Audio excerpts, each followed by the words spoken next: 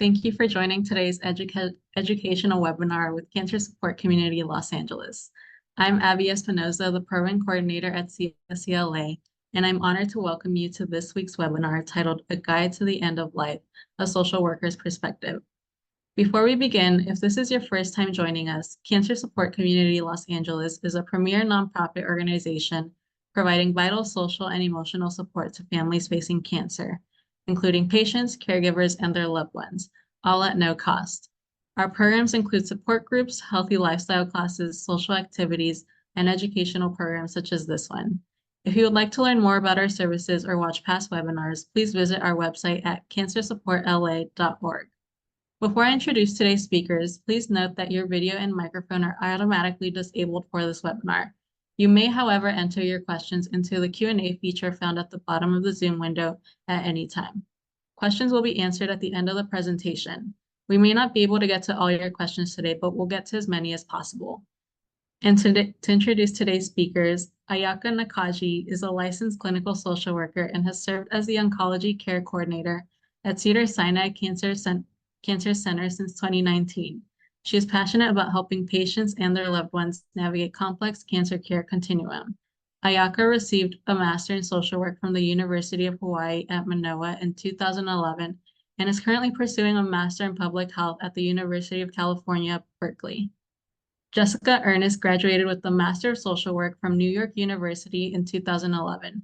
Jessica has extensive experience in inpatient and outpatient medical social work, notably in advanced care planning and end-of-life considerations.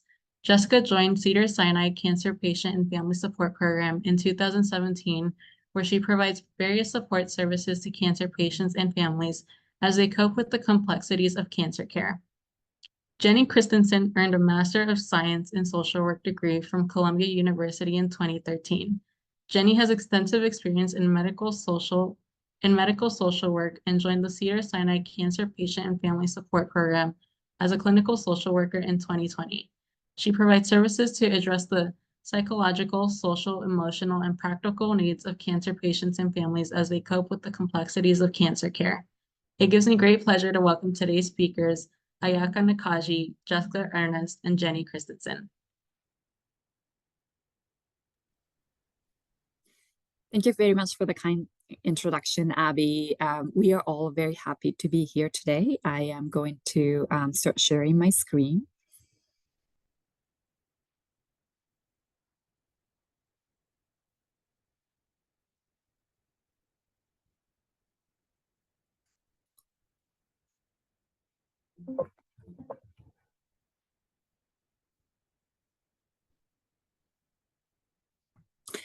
All right.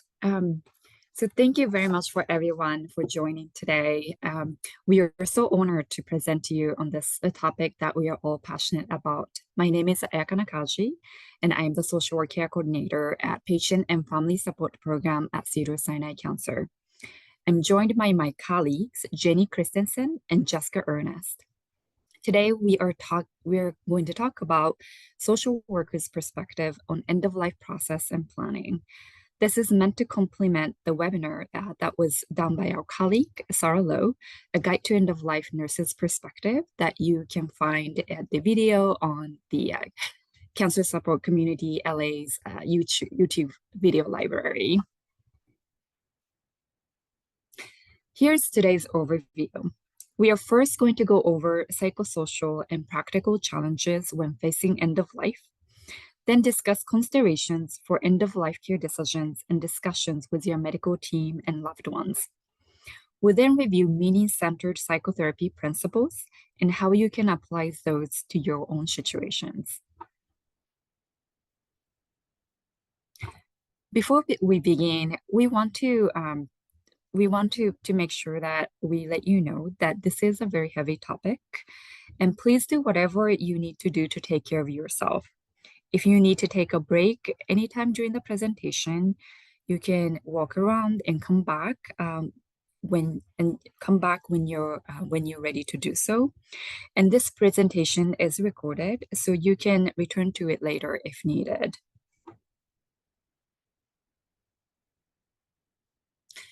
We'd like to start our presentation by asking these questions. this question. What are some of your concerns when it comes to end-of-life care and planning? So you can, if you have your cell phone on you, you can read this QR code and access the question and enter it on your phone, or you can go to slido.com and enter this number, this ID number, and you can access the question that way as well.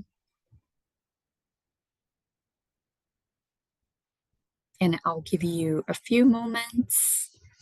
We'll have the opportunity to do so.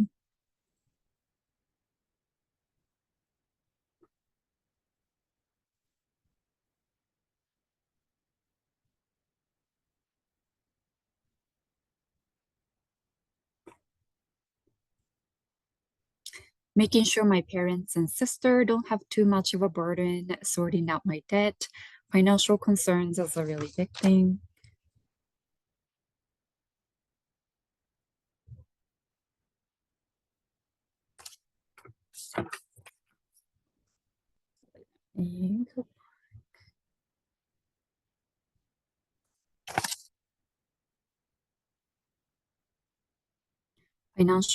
Other financial concerns, pain.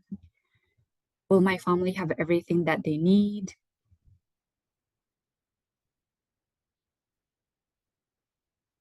Will I be comfortable at the end of life?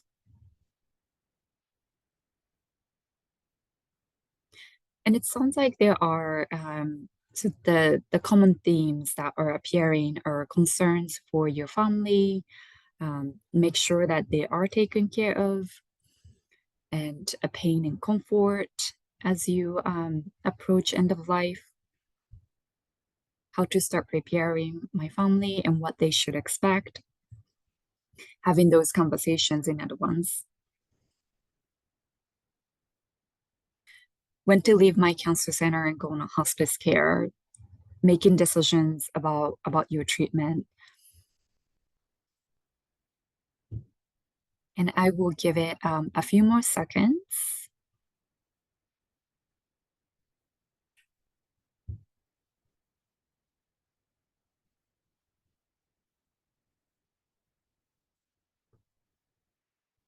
Thank you to those who have participated in this question, where to start in planning with my family. We hope to go over those concerns, and at the end of, if there is any concern that we may not have been able to address during the presentation, we will have a few minutes at the end of the Q&A.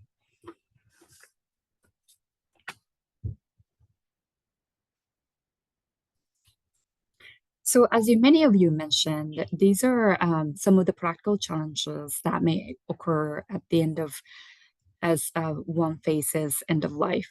Financial concerns, paying for treatment and other supportive services. How much does insurance cover? Is certain treatment in network, out of network? How about psychotherapy, caregiver supports? Transportation, is there anyone that can drive you to appointments? Any transportation benefits that may be available to you? We like to mention that Medi-Cal insurance plans, as well as some Medicare Advantage plans, do offer some transportation benefits. So we like to encourage you to double check those benefits as well. Completing legal documents. And please refer to Ms. Karen Morin's presentation.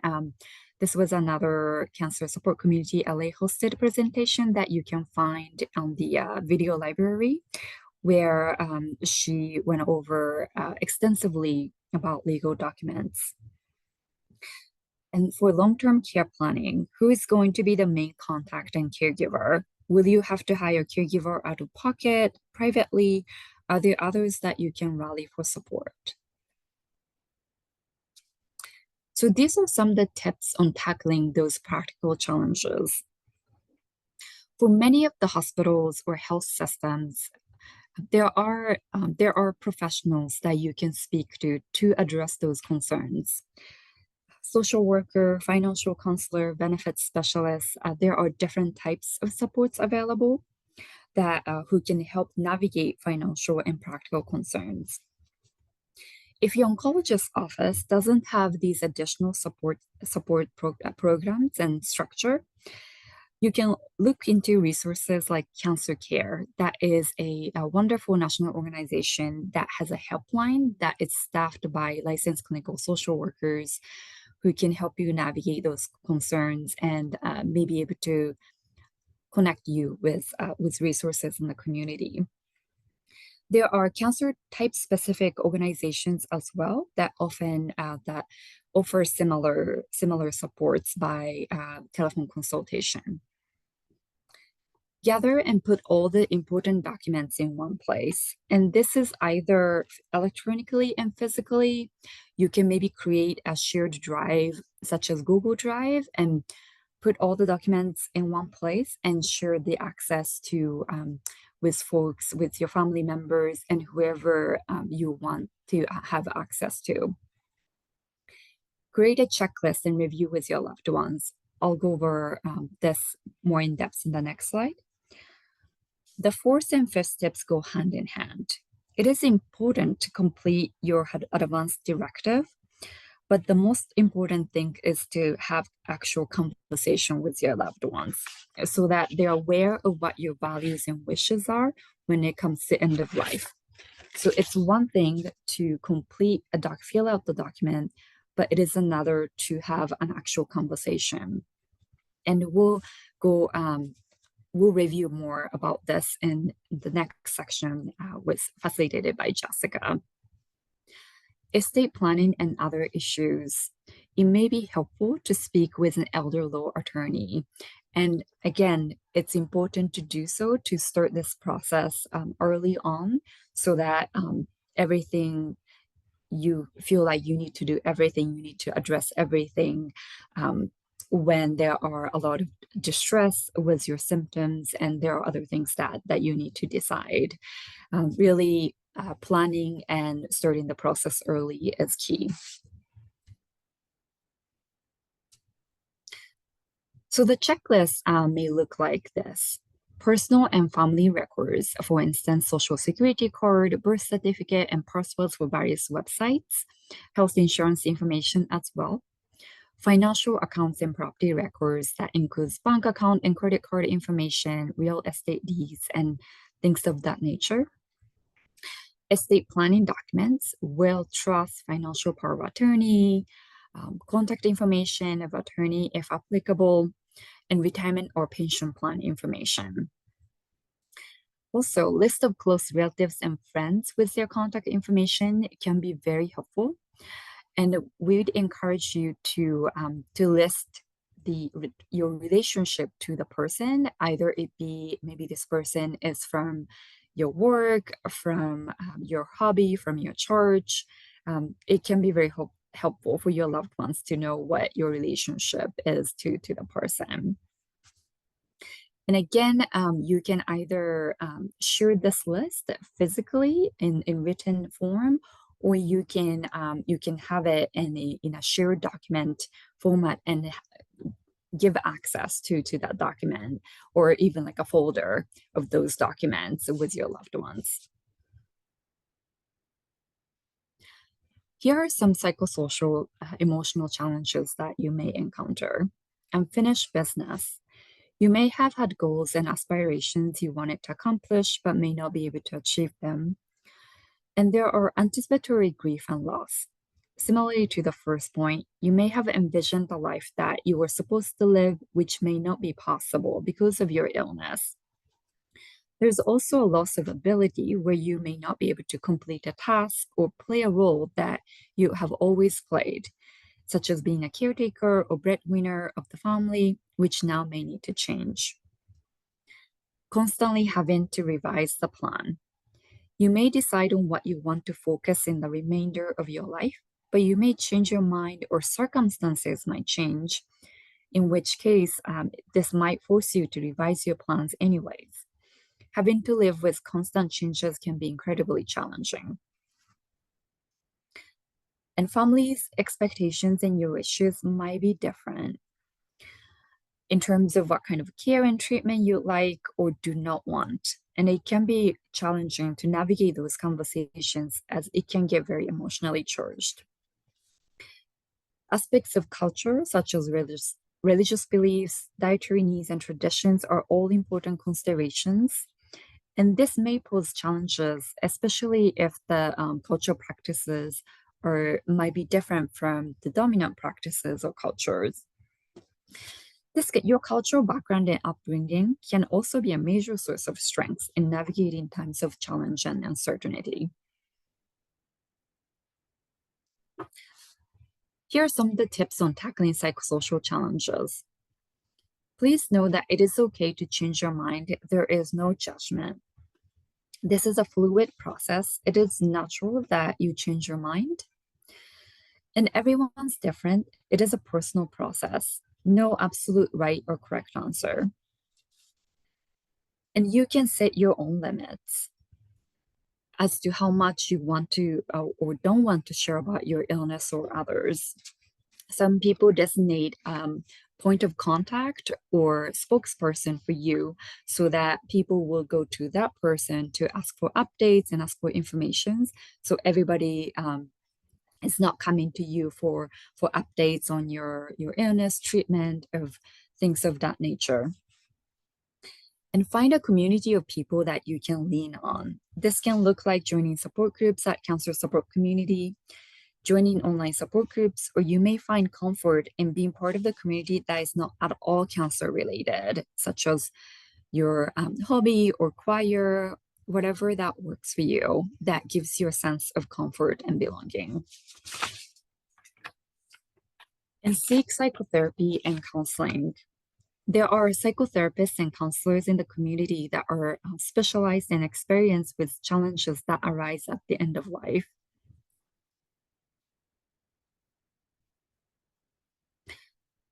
And this is a list adapted from Conversation Project that offer a few ways that you can bring up end-of-life conversations with your loved ones. I need your help with something. Can you and I have a conversation about XYZ?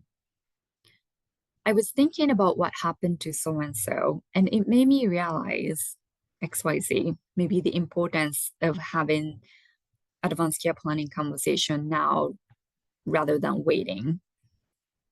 Even though I'm okay right now, I'm worried that XYZ, and I want to be prepared. Can we talk about some things that matter to me?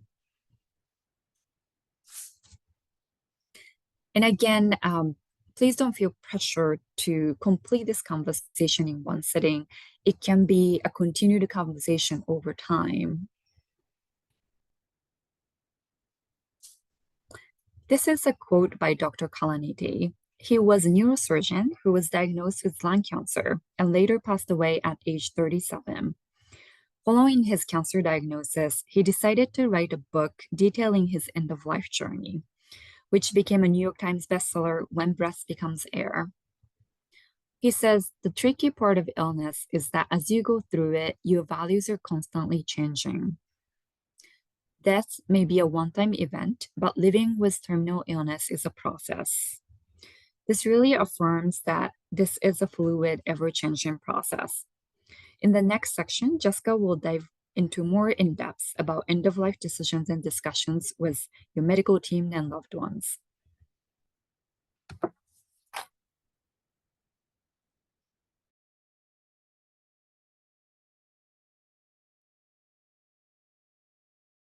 Thank you, Ayaka. As Ayaka pointed out, there are many psychological and emotional challenges that patients and loved ones can face during this time. While there are many ways to cope with these challenges, I wanted to focus on the importance of discussing end-of-life care decisions with medical team and loved ones and what to explore during these conversations, as well as elaborate on the benefits of hospice care, as they are avenues to gain clarity on your wishes and a sense of control and safety during this time. So nearing the end of life and maximizing living, living with advanced cancer can lead to feeling lost and afraid. Being prepared to deal with what can happen toward the end of life can enable you to get the support and care you need so you can have the best quality of life possible. End-of-life planning and preparation is also known as advanced care planning. This can be a time to focus on physical, spiritual, emotional, and family concerns. Patients and loved ones often have questions about what might happen during the last stage of life. Understanding what to expect and planning for end-of-life medical decisions might help one maximize living and feel a sense of control over what time one has left.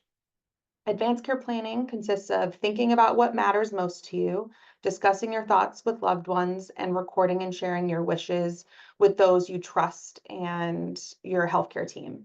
This is a process that is fluid and can change in real time as new challenges impact one's life. Discussing end-of-life decisions, initiating a conversation about end-of-life care preferences may feel uncomfortable, intimidating, daunting, or even like it's pushing fate.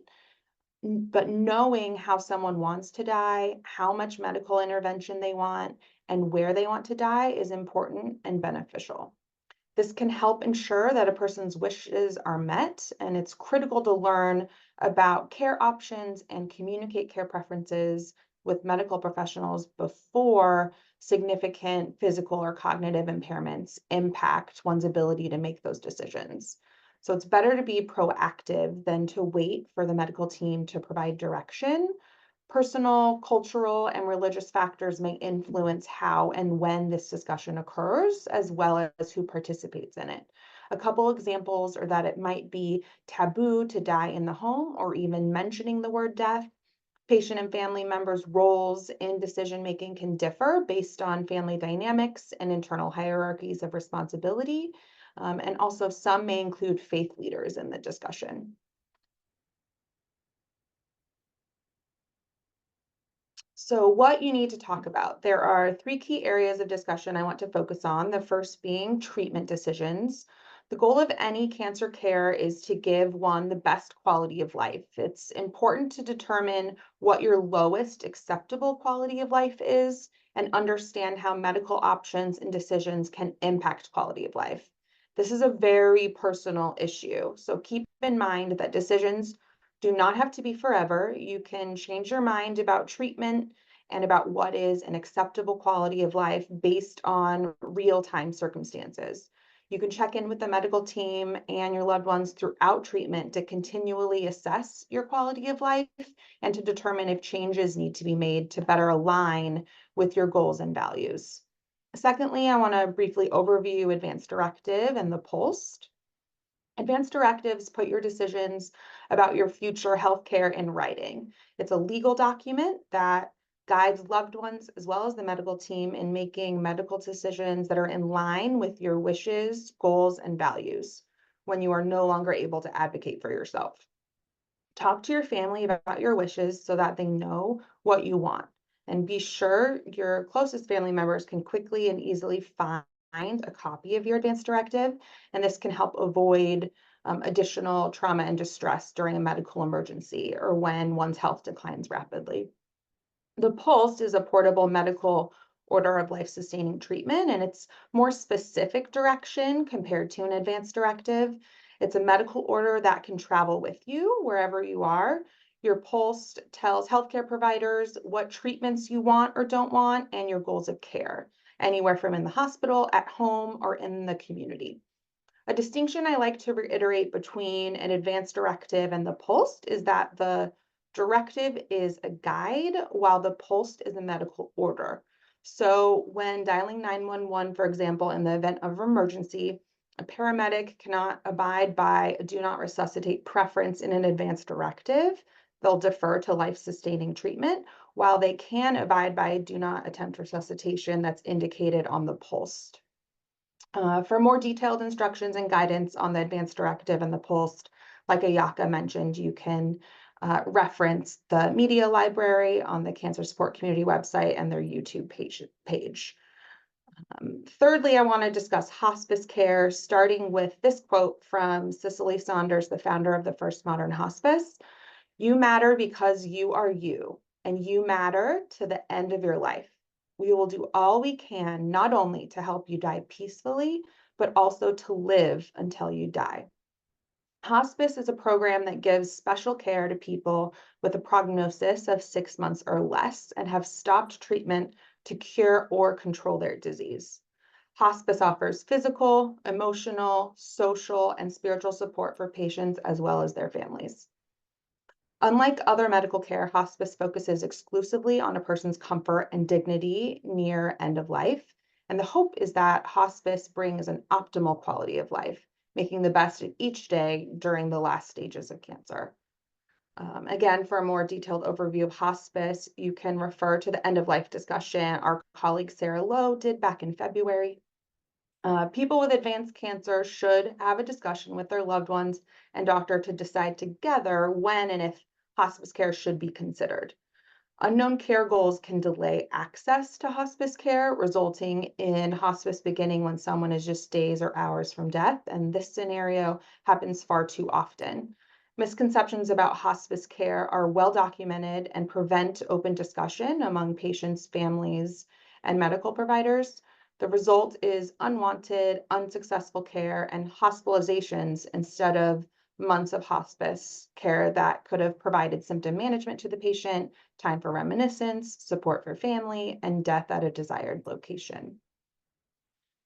I want to provide some examples of questions to consider when discussing advanced care planning with loved ones on the medical team. Here, for example, what do you value most about your life? What is your lowest acceptable quality of life? Do you want to die at home?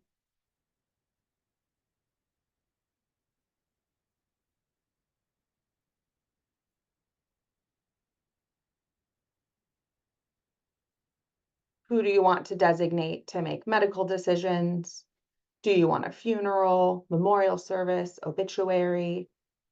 Would you want your body to be buried, cremated, donated? There are endless possibilities to kind of explore what your goals and values are. And remember, when engaging in advanced care planning discussions, it's important to consider a person's personal, religious, and cultural history. This conversation, like Ayaka was saying, it's not one and done. Determining care decisions may need to occur repeatedly for clarification throughout illness and end of life. Priorities, circumstances, health status, and desired quality of life can change. It's best to make these decisions and have these discussions when a health crisis is not occurring, before communication and alertness are impaired. It may never seem like the ideal time, but it is better to have the conversation as soon as possible than regret not having it sooner.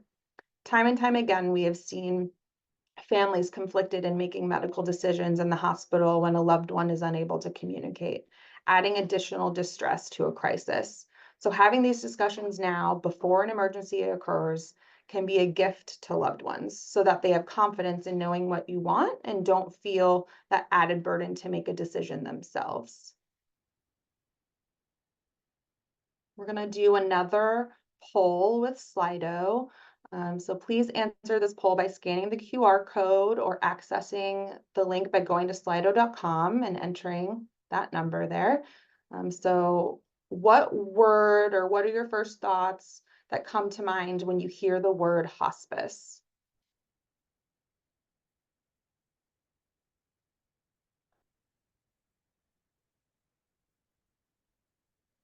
A couple minutes, death coming in, very, very common association. Dying, comfort care. Peace, free, transition, comfort, pain management.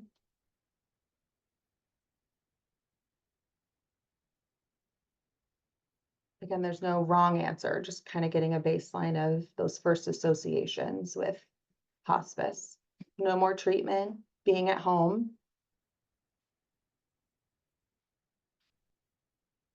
Sadness.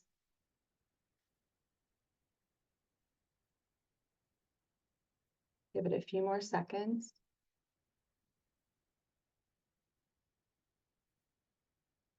Perfect. Thank you all for participating. And yeah, oh, a lot of pain management. Yeah, beautiful. So yeah, I want to kind of go over next dispelling um, hospice myths after this. But is it time to stop treatment? Is it time to consider hospice? Again, this is a very personal decision. Hopefully, the questions just outlined will help sort through personal beliefs and goals to better understand and determine what one's wishes are. Some choose to stop treatment before a decline occurs, and some choose to exhaust all treatment options, regardless of impact on daily functioning. And again, there's no right or wrong answer. Everyone makes decisions based on their personal and cultural beliefs and values.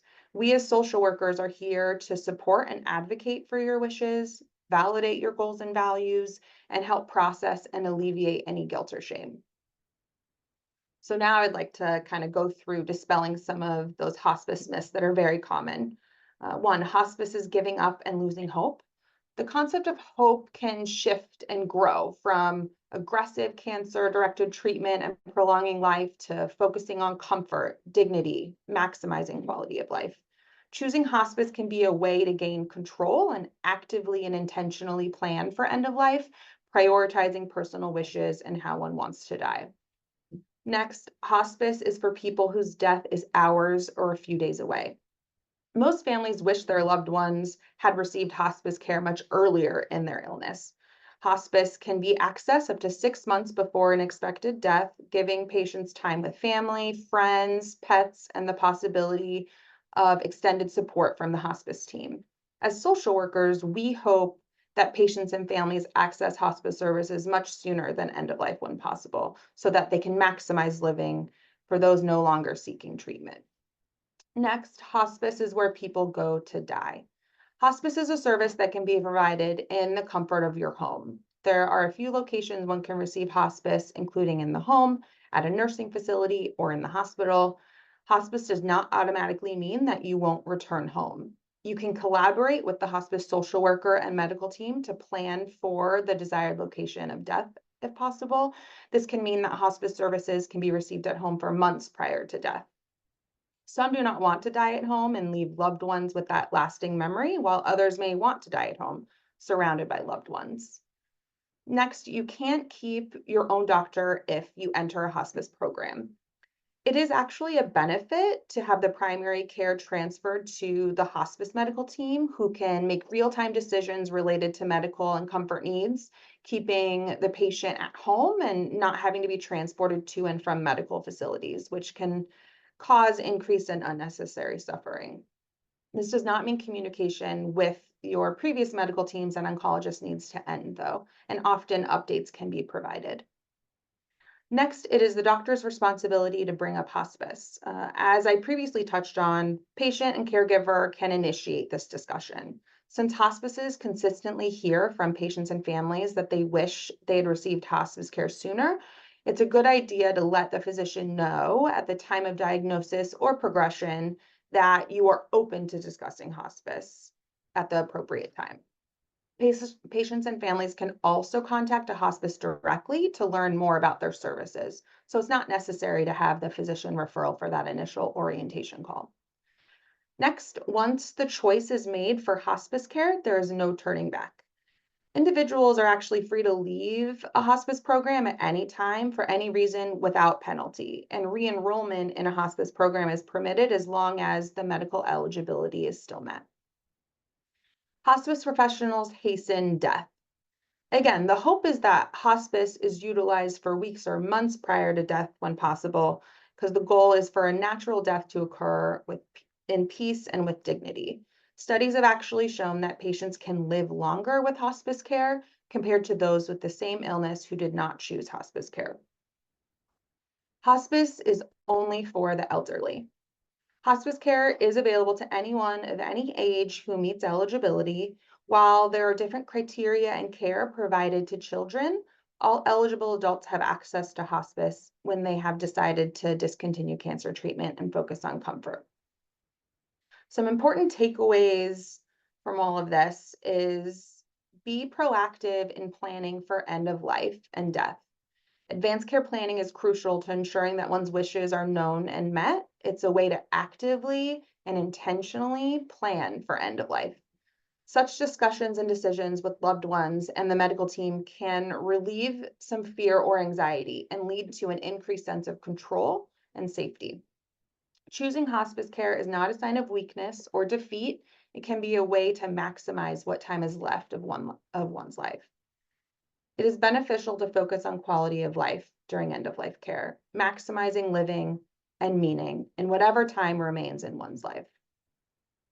And I want to end with this quote taken from Being Mortal. All we ask is to be allowed to remain the writers of our own story. That story is ever changing. Over the course of our lives, we may encounter unimaginable difficulties. Our concerns and desires may shift. But whatever happens, we want to retain the freedom to shape our lives in ways consistent with our character and loyalties.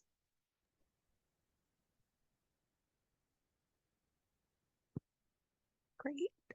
Thank you to Ayaka and Jessica for their presentations. Before we dive into my portion about principles of meaning-centered psychotherapy and finding purpose and meaning with a life-threatening illness, we wanted to start off with this question. So again, you can either scan the QR code or join at slido.com.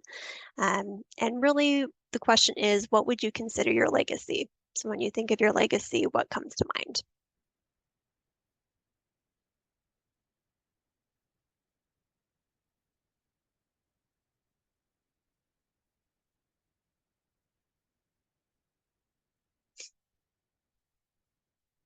Children.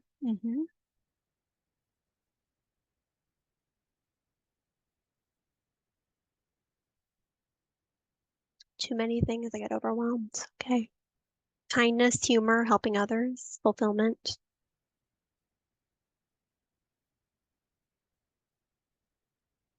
Being a good friend. Family memories and photo albums.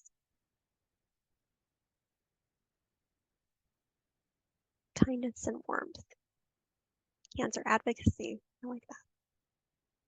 We'll give it a few more seconds, but really from this, I want you to see that, there are many ways that we can build a legacy.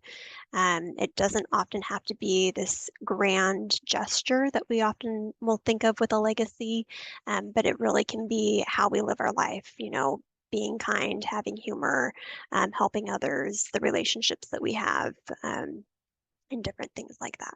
So thank you for joining and for participating in that. So before we talk about meaning-centered psychotherapy, I wanted to set the stage as to why we are highlighting meaning making when it comes to a discussion about end of life. Something that we often see as social workers, particularly if a diagnosis is at an advanced stage, someone has gone through multiple lines of treatment or has been dealing with cancer for a long time, we often see an increased sense of despair. So this can look like loss of meaning or spiritual well-being, loss of dignity, increased anxiety and depression, hopelessness, and then even a desire for hastened death or suicidal ideation. Some of the questions or statements that can often arise may sound like, why me? I don't feel like myself anymore. I don't have purpose, etc. Like Jessica and Ayaka said before, there can be a lot of grief and loss that is experienced during a cancer diagnosis, including unfinished business, a life that you were supposed to live or that you had envisioned, the loss of your ability to perform certain tasks. The list can go on. And all of these things can pile up to create a sense of despair or a loss of meaning. Various studies have looked at psychosocial distress in those diagnosed with cancer. This particular study asked a group of 248 individuals what they needed help with the most, and these were some of their findings. So we see over 50% said overcoming fears. Many had or needed help in finding peace of mind, finding hope, finding meaning in life, and finding spiritual resources. While there are a number of ways in which you can find purpose or alleviate the despair that you feel, we wanted to focus today on meaning-centered psychotherapy. So we're going to be spending a few minutes today discussing some of the exercises and ways in which you can find or enhance meaning. And again, these are all coming from a modality called meaning-centered psychotherapy. So this is an evidence-based treatment that aims to help individuals sustain, reconnect with, and create meaning in their lives. It was initially targeted for individuals diagnosed with stage 3 or 4 cancer, but it has now been adapted to several different groups, including breast cancer survivors, caregivers, young adults, and just chronic disease in general. The treatment was developed at Memorial Sloan Kettering, and it includes many elements of existential psychology, particularly the work of Viktor Frankl.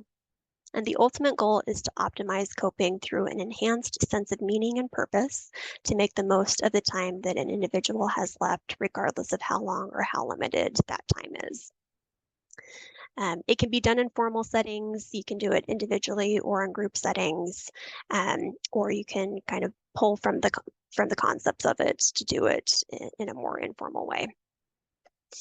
So humans are unique in that we recognize our existence. We are drawn to growth, benefit finding, and meaning making. This is something that we are often striving for. New Year's resolutions are an example that come to mind. That we often take a moment to reflect at the beginning of the year to see really how we can grow in the coming 12 months. Connection is also essential to survival, whether that is to each other, to the past, present, and future, or to something greater. So what do we mean when we say meaning? Meaning is one of those words that can be hard to define. Meaning-centered psychotherapy has this to consider. So having a sense that one's life has meaning involves the conviction that one is fulfilling a unique role and purpose in a life that is a gift. Meaningfulness refers to moments when you feel most alive and connected to existence, things from the past that, whether tragic or joyful, awesome or dreadful, when you look back at them, you find to be very life-affirming and profound. One thing I want to stress today is that meaning is both experienced and created moment by moment throughout life. It can include large life-altering events such as the birth of children, marriage, or a new job, as well as quieter, smaller moments such as enjoying a sunset, watching TV with a loved one, or enjoying a delicious meal. It goes back to the quote from When Breath Becomes Air that was shared earlier. Our story is ever changing. What is important to us at one point may take more of a back burner at a different point in our life. Meaning can be made moment by moment, day to day, and can even be made up until someone's last breath. Our first exercise that I wanted to do with you today is one of my favorites for meaning-centered psychotherapy. So I want you to think about yourself before your diagnosis, and I want you to write down 4 answers to the question, who am I? So this can be relationships, this can be things you enjoy, how you interact with the world, your job, etc. So for me, this would sound something like, I am a daughter and an aunt, I'm an oncology social worker, I am loyal and dependable, and I love the beach. So I'm going to give you a few minutes to think about that.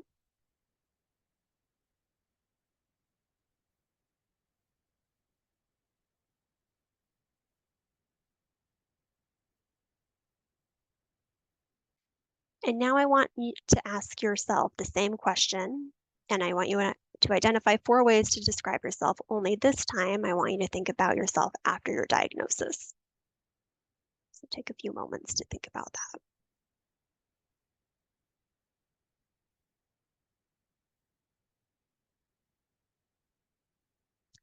And as you review your answers, looking to see if there's any overlap or are there any differences. It's not unusual for many of our core values to still be there. It may just be that the order of importance has shifted. I had a patient who identified as a hard worker prior to her diagnosis, and while she still identified that way after, she acknowledged that she identified more with living a healthy lifestyle.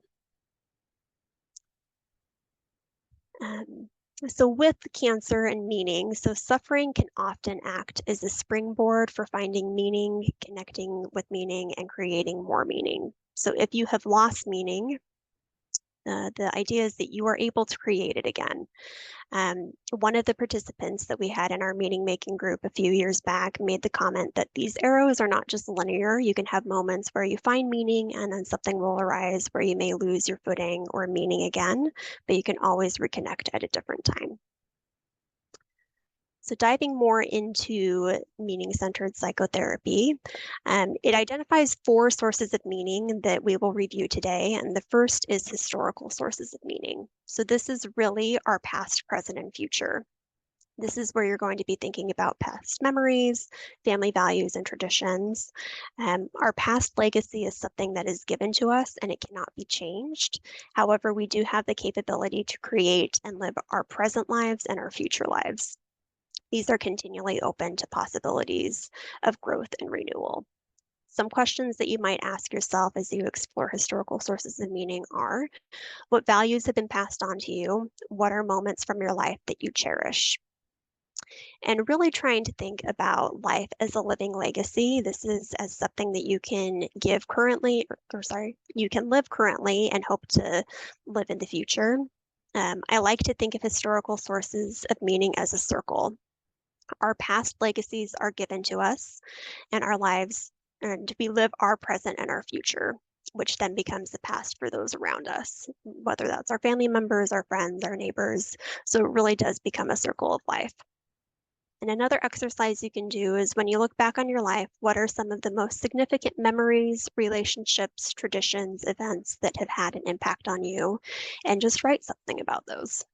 Reminisce about those memories and those moments. Our second source of meaning is attitudinal sources of meaning.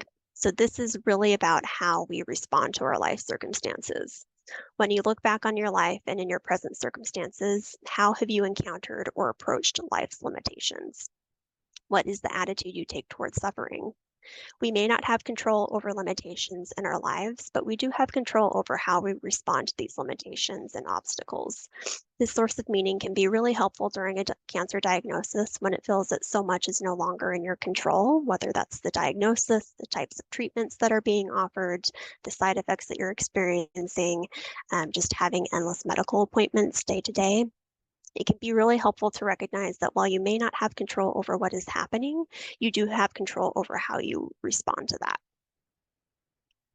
And Viktor Frankl, again, is a psychiatrist who was a prisoner in the concentration camps during the Holocaust. His work, which is heavily incorporated into meaning-centered psychotherapy, is very much focused on how to find meaning in the most horrible of circumstances and how to continue to have that will to live. He says, everything can be taken from a man but one thing, to choose one's attitude in any set of circumstances, to choose one's own way. Our third source of meaning is creative sources of meaning. Often when we think of creativity, we automatically think of artistic pursuits. But what is really meant by creativity here is anything that you have created through actively engaging in life. What have been some of your creations? This can include your career and your work, your relationships, your hobbies, your causes, artistic creations, good deeds to others. What are those things in your life that instill a sense of pride? Remember, too, that creativity takes courage. We often think of courage as these large, brave acts, such as firefighters running into burning buildings, but it takes courage to be vulnerable, to connect with others, and to be authentic to oneself. An exercise to consider, what is something that you have always wanted to do, but have yet to do so? And what do you think is holding you back? Maybe it's time to revisit that something. How can you approach it? It's also important to consider ways of being rather than ways of doing. So I like to use this example of a dad who would play football with his son during the week. As he started chemotherapy, he became more fatigued and was unable to play football. Because of this, he felt like a failure as a father. His son explained to him that it's not the act of throwing the football that is important to him, it's the relationship between them and the quality time spent together. So they tweaked their activity into watching a football game together, still dealing with football and a shared activity in some way, but focusing more on that important aspect of spending time together. And for our last source of meaning is experiential sources of meaning. So while the previous three sources of meaning had more to do with being active, creating and engaging with life, with experiential sources of meaning, we are rewarded really for just being alive. This is where beauty, nature, and love and humor really come into play. So how can we give ourselves over to the lightness of being alive? Think of a time when you felt connected through love, humor, or beauty, and write about that. That can be watching a sunset. That can be listening to a concert that a favorite artist of yours are going to the symphony. It can be laughing with friends and kind of having those moments where you're laughing so hard that you can't catch your breath. So those are really what we mean by those experiential sources of meaning. You're experiencing life in the moment. Some important takeaways. So again, meaning is something that can always be created moment by moment. We may not have control over our circumstances, but we do have control over how we respond to our circumstances.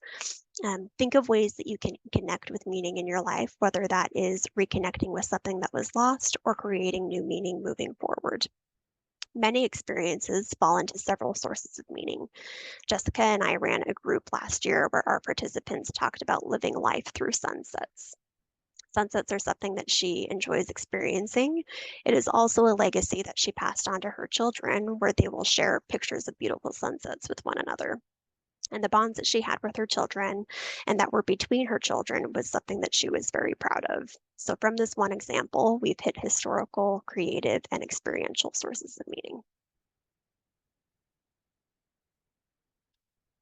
And then these are some of our resources. We are going to be sharing our slides, and so you'll be able to review these.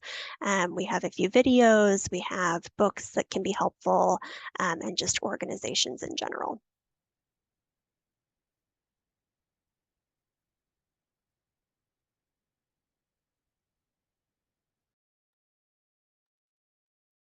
Thank you, Jennifer, Jessica, and Ayaka for your meaningful presentation. I know we all learned a lot. I think we have time for one quick question. Hopefully, we got a few in the Q&A. So just one question. Where do you get a pulse?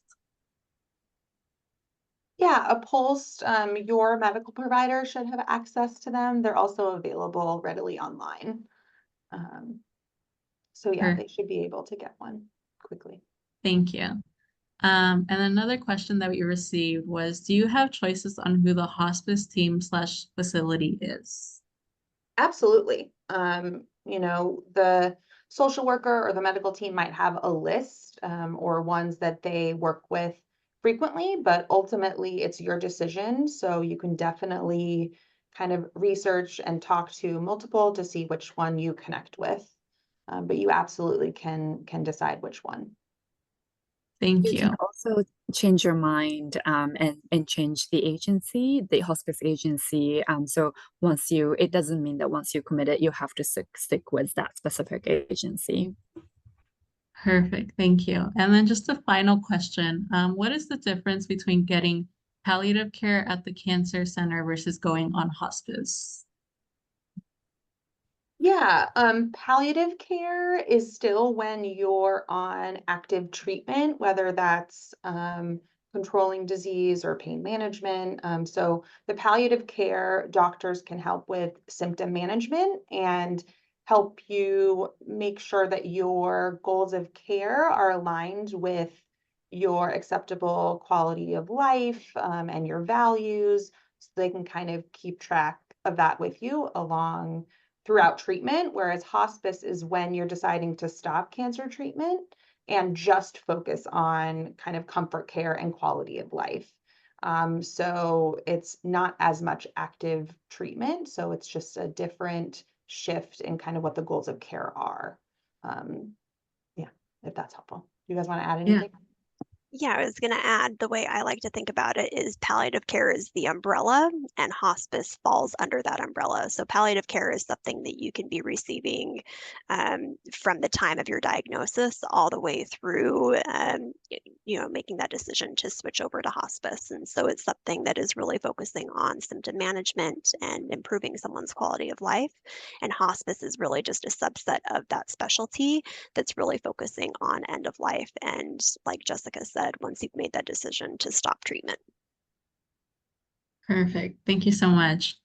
So we do have a few slides that we want to share. Our development director is here with us today, and she wants to go ahead and share some more information with you all.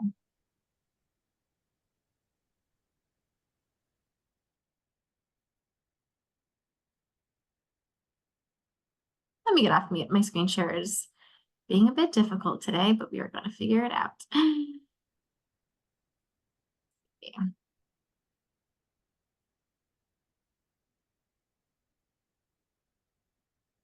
So as was mentioned at the beginning of this session, this is a part of a series on end of life.